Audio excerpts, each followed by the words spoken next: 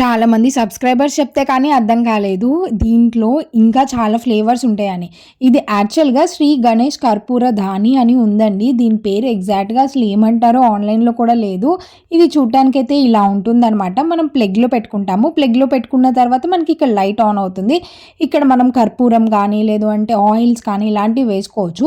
నేను ఇంతకుముందు కొంచెం కర్పూరము, ఆయిల్, జవాది పౌడర్ వేసి పెట్టి మంచి స్మెల్ వస్తుంది అని నేను వీడియోలో చేస్తే సబ్స్క్రైబర్స్ చెప్పారు. దీంట్లో లవంగాలు వేస్తే ఇంకా మంచి స్మెల్ వస్తుంది అనేసి. ఇదిగోండి కర్పూరము, కొంచెం నూనె, అలాగే లవంగాలు వేసేసి ఇట్లాగా ప్లగ్లో పెట్టేశాను. ఇట్లా ప్లగ్ ఆన్ అయిన తర్వాత మనకి వేడవుతూ ఇట్లాగా వచ్చిన ఈ స్మెల్ మొత్తం రూమ్ అంతా స్ప్రెడ్ అయ్యి మంచి స్మెల్ వస్తూ ఉంటుంది.